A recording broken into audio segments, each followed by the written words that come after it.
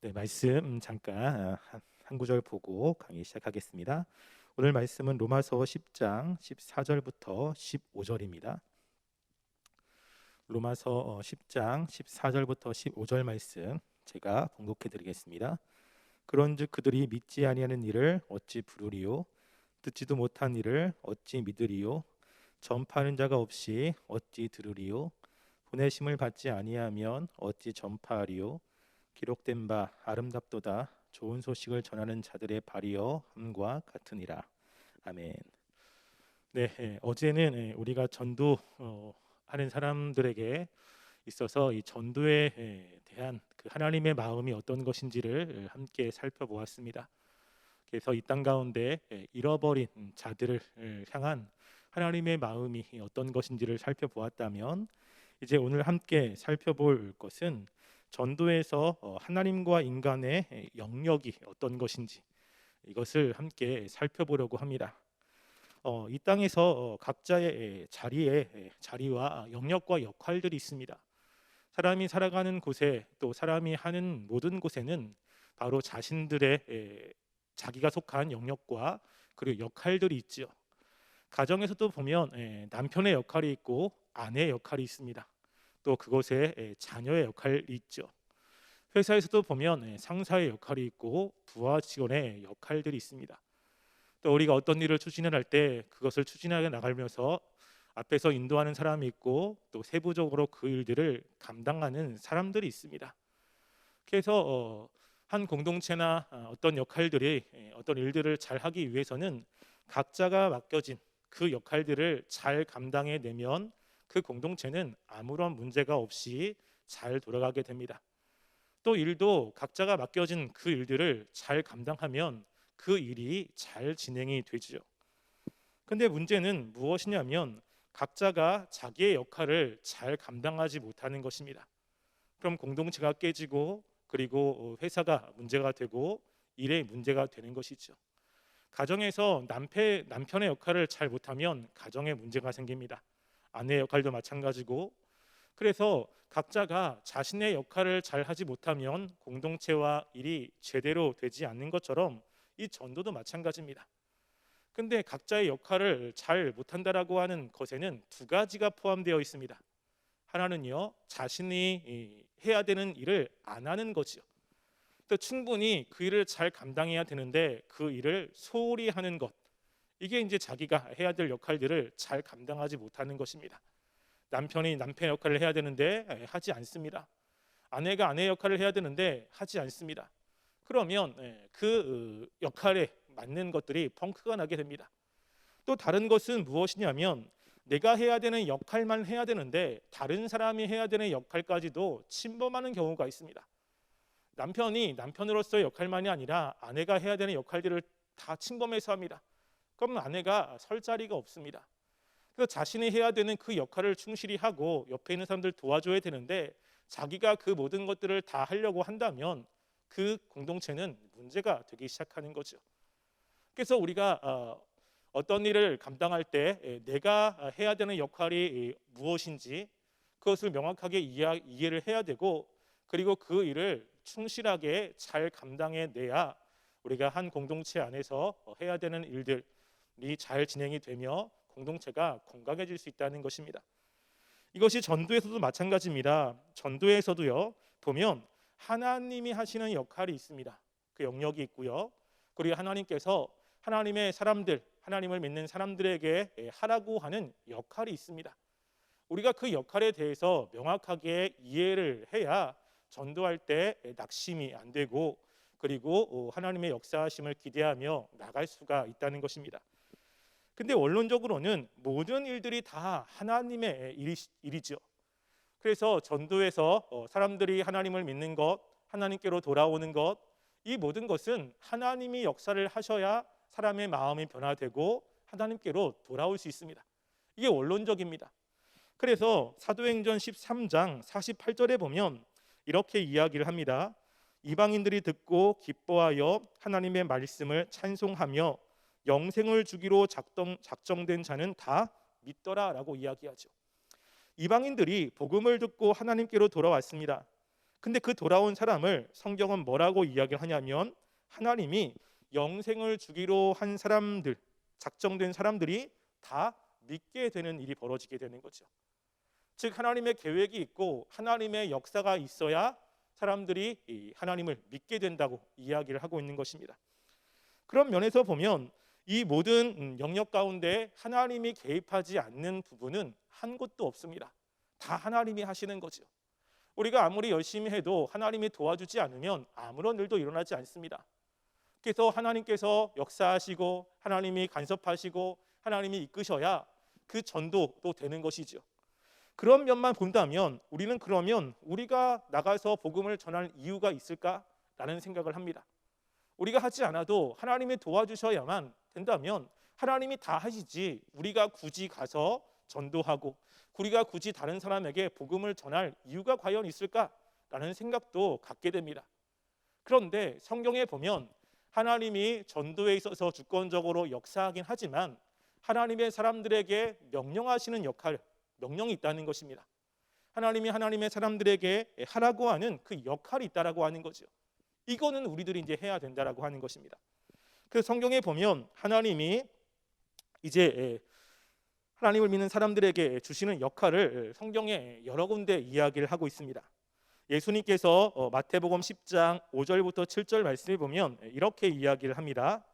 예수께서 이 12를 내보내시며 명하여 이르시되 이방인의 길로도 가지 말고 사마리아의 고을에도 들어가지 말고 오직 이스라엘의 집에 잃어버린 양에게로 가라 하면서 전파하여 말하되 천국이 가까이 왔다 하고 아멘. 여기 보면 예수님이 12명의 제자들을 파송을 하게 됩니다.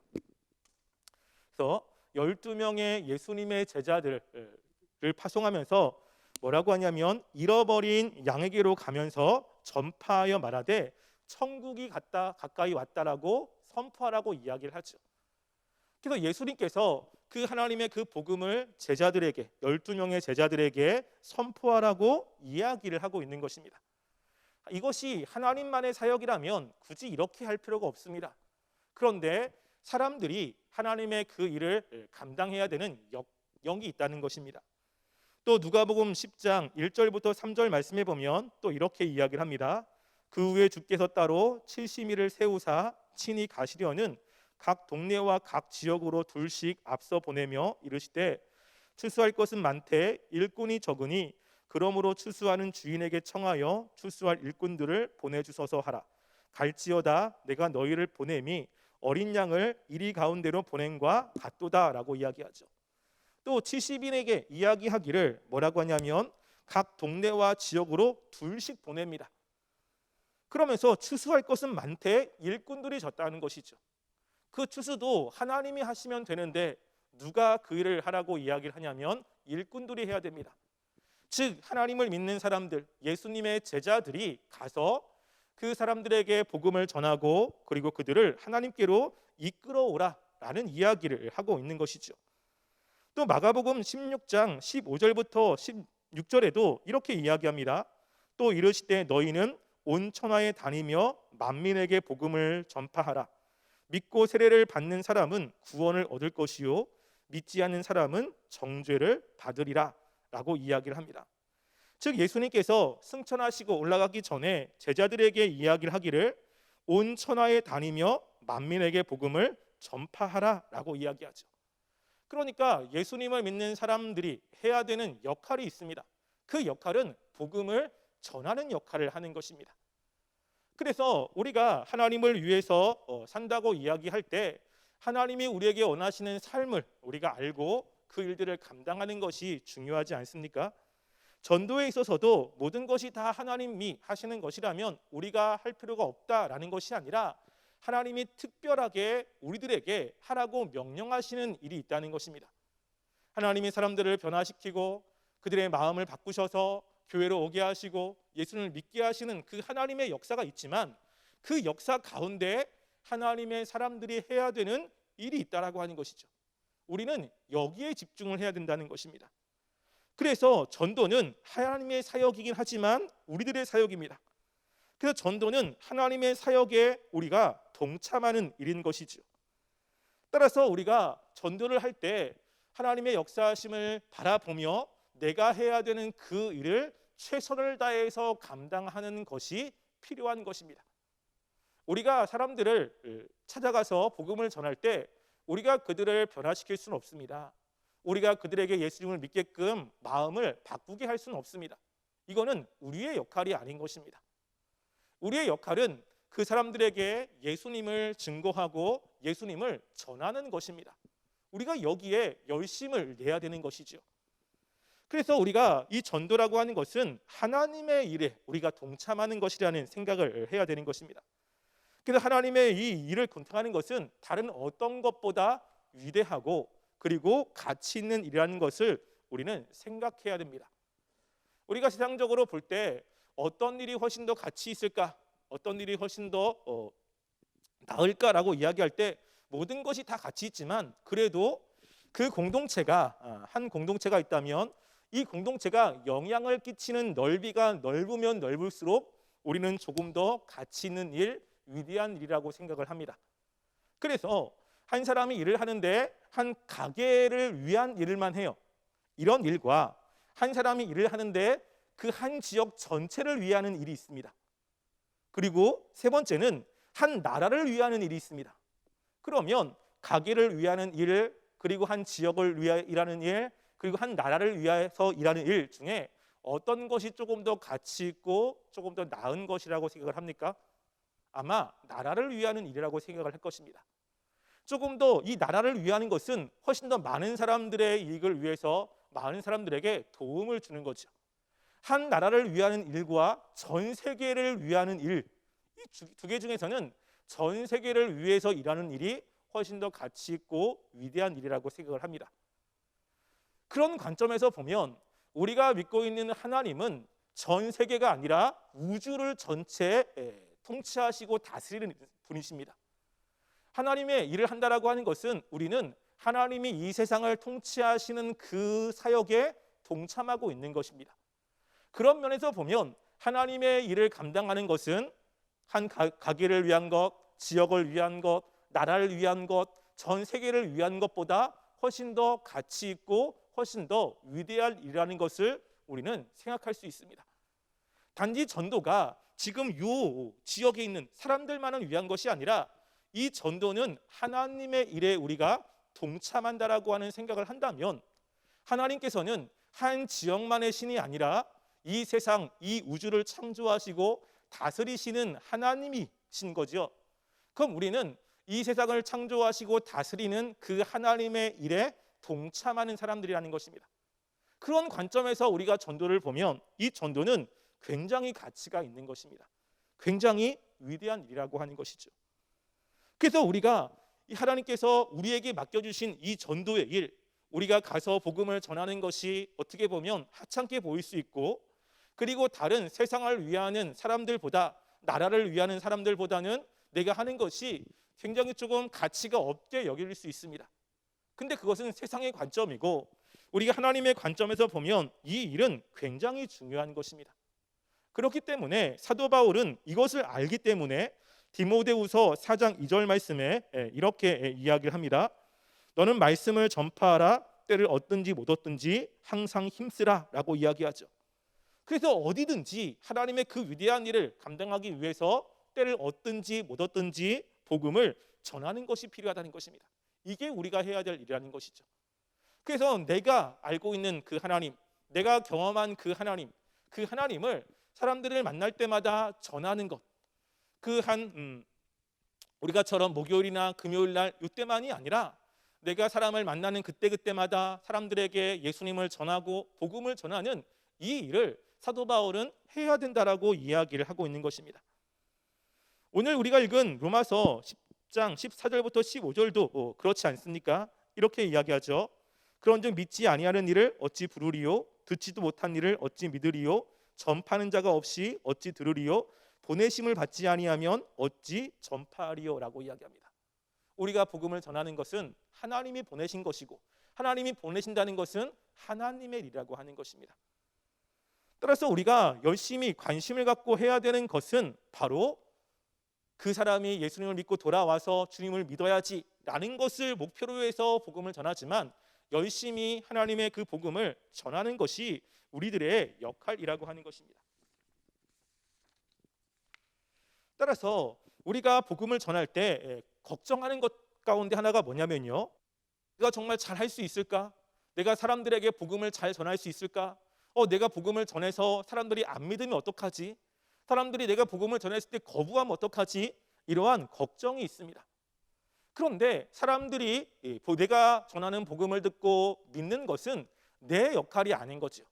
이거는 하나님의 역할인 것입니다. 말씀이 선포될 때 성령님이 역사하셔서 그 말씀이 들려지고 그것이 믿어지고 그리고 마음이 변화돼서 예수님께로 돌아오는 것, 이것은 하나님의 역할인 것입니다. 그 하나님의 역할이 일어나기까지 우리는 그 하나님의 역사가 일어나는 그 수단인 말씀을 전하는 것이 우리가 해야 되는 역할 중에 하나인 것이죠. 그럴 때 내가 그 복음을 전한다고 이야기할 때 그 목사님들처럼 아니면 복음에 대해서 잘 알고 있는 사람처럼 유창하게 논리 정연하게 이렇게 전해야 사람들이 하나님께로 돌아오는 것은 아닙니다. 물론 말씀을 사람들이 알기 쉽게 잘 전하면 많은 유익들이 있고 또 그것을 통해서 사람들이 그 복음을 더 잘 이해하고 마음이 움직일 수도 있습니다. 그런데 역사적으로 보면 그렇게 복음을 체계적으로 잘 전하는 사람만 이렇게 전도를 잘했느냐? 실제로 그렇지 않은 것을 우리는 보게 되죠. 그래서 이 복음을 정말로 잘 논리정연하게 전하는 사람만이 아니라 그렇지 않고 퉁명스럽게 또는 거칠게 전하는 사람들을 통해서도 하나님의 역사가 일어난다는 것입니다. 우리나라에 전도에 있어서 되게 유명한 분 계시지 않습니까? 지금 거리에도 보면 피켓을 들고 계시는 분들 가운데 그 피켓 가운데 이렇게 써 있는 것을 보게 됩니다. 예수천당 불신지옥이라고 써 있죠. 물론 이제 그것에 대해서 사람들에게 어떤 반응을 일으키냐라고 하는 것은 이제 둘째 문제고요. 중요한 것은 그 당시 최건능 목사님이 전도를 할 때 그 전도의 그 모든 내용들을 다 담아서 사람들에게 전하지 않았습니다. 단지 그 목사님은 예수천당 불신지옥만을 외쳤죠. 그걸 들으면 과연 이게 사람들에게 인식이 되고 그리고 이 말씀을 통해 변화될까라고 하는 의구심이 들지만 우리가 최건능 목사님의 그런 삶을 통해서 보면 그 이야기를 듣고 많은 사람들이 회개하고 돌아오는 이런 모습을 보게 됩니다. 이 방법을 가지고 우리가 해야 한다라고 이야기를 하는 것이 아닙니다. 좀 더 나은 방법, 조금 더 사람들을 배려하면서 전도하는 것이 필요하죠. 그런데 여기서 중요하게 이야기를 하는 것은 이 전도라고 하는 게 사람들의 마음이 변화되고 돌아오는 게 단지 말씀을 체계적으로 잘 전하고 내가 그 사람들에게 논리적으로 이것들을 잘 설득하는 이런 것과만 관련되어 있지 않다는 것입니다. 그 마음을 변화시키는 것은 하나님이 하시기 때문에 그렇습니다. 우리가 해야 되는 것은 내가 경험한 예수님 그리고 내가 알고 있는 그 하나님을 전하는 것입니다. 그래서 사도행전 1장 8절 말씀에 보면 우리가 잘 알고 있는 말씀이죠. 이렇게 이야기합니다. 오직 성령이 너희에게 임하시면 너희가 권능을 받고 예루살렘과 온 유다와 사마리아와 땅끝까지 이르러 내 증인이 되리라 하시니라 라고 이야기하죠. 하나님이 우리들에게 원하시는 것은 성령이 임하시면 권능을 받고 내 증인이 되는 것입니다. 증인은 자신이 경험한 것을 이야기를 하는 거죠. 자기가 본 것을 이야기를 하는 것입니다. 그 내용이 어떻고 논리 정연해야 되고 이런 것을 이야기하는 것이 아니고요. 하나님이 우리들에게 요구하는 것은 증인입니다. 즉 전하는 것을 해야 됨을 이야기를 하고 있는 것입니다. 따라서 우리가 전도에 있어서 우리의 영역은 하나님께서 우리에게 말씀하신 것은 복음을 전하는 거예요. 그래서 우리가 알고 있는 하나님의 그 단편적인 말씀일지라도 주변의 사람들에게 전하는 것을 하나님이 우리들에게 요구하셨다는 것입니다. 왜냐하면 사람들의 마음이 변화되는 것은 이것은 하나님의 영역이기 때문에 그렇습니다. 성경에 보면 전도를 정말로 잘하고 하나님의 사역을 잘 감당한 분이라고 하면 예수님하고 바울을 들 수 있죠. 근데 예수님이 하나님의 나라 복음을 전했을 때 하나님이신 그 예수님이 복음을 전했을 때 그 복음을 들은 모든 사람들이 다 예수님을 믿었는가? 다 하나님께로 돌아왔는가? 실제로 그렇지 않죠. 예수님이 정말로 여러 마을을 찾아가서 복음을 전했습니다. 사람들에게 될 수 있으면, 기회만 있으면 하나님의 나라의 복음을 계속 전했습니다. 그러면 예수님께서 계시는 그때 정말로 많은 사람들, 그 복음을 들은 사람들이 다 하나님을 믿어야 되고 예수님을 따라야 되는데, 실제로 예수님이 돌아가실 때 보면 많은 사람들이 예수님을 십자가에 못 박는데 동참하고 있는 것을 보게 됩니다. 그러니까 예수님이 복음을 전했을 때도 사람들이 믿지 않는 사람들이 있는 거예요. 그래서 예수님이 복음을 전했을 때 그 말은 어렵도다, 우리가 어떻게 그 말을 알 수 있을까라고 의구심을 들고, 그리고 예수님을 떠난 사람들도 있었다라고 하는 것입니다. 사도 바울도 마찬가지지요. 사도 바울도 그 하나님에 대한 열심을 가지고 정말 사람들을 만날 때마다 복음을 전했습니다. 이 지역에서 복음을 전하고 저 지역에서 복음을 전했습니다. 그렇게 하나님을 사랑했고, 그리고 하나님의 말씀을 기록할 정도로 하나님의 말씀에 대해서 탁월한 지혜를 가지고 있는 사도 바울입니다. 이 복음이 단지 하나님의 지식을 많이 알고 있고, 그리고 잘 전하는 사람들이 복음을 사람들에게 전했을 때 그들이 돌아온다면, 사도 바울이 가는 곳곳마다 사람들은 하나님께로 돌아와야 됩니다. 사도 바울의 이야기를 들은 사람들은 변화돼서 하나님을 믿어야 됩니다. 그런데 그렇지 않고 있다는 것입니다. 사도 바울이 전에도 여전히 마음이 완악하여 돌아오지 않는 사람들도 있었다는 것이죠. 사도 바울이 전했을 때 사도 바울을 죽이려고 마음먹은 사람들도 있었다는 것입니다. 거부하는 사람들도 있었다는 거죠. 그런데 사도 바울의 위대함은 그럼에도 불구하고 계속해서 복음을 전했다라고 하는 것입니다. 하나님이 우리에게 요구하시는 것이 바로 그런 것입니다. 우리는 때를 얻든지 못 얻든지 말씀을 전하는 사람이 되어야 됩니다. 그 말씀을 듣고 마음이 움직이고 하나님께로 돌아오는 것은 하나님의 역할들입니다. 그래서 우리가 나는 복음을 전하는데 열심히 한다면, 나는 복음을 전하는 그것에 잘 모르는데, 복음을 논리적으로 잘 못 전하는데, 그리고 나는 다른 사람들에게 설득력 있게 못 전하는데 괜찮습니다. 우리가 해야 될 것은 말씀이 전해지게 하는 겁니다. 하나님께서 그 말씀 가운데 역사를 하시는 거죠. 그래서 우리가 하나님의 역할과 우리의 역할을 분명히 이해한다면, 우리가 해야 되는 것은 하나님의 복음을 전하는 것이구나.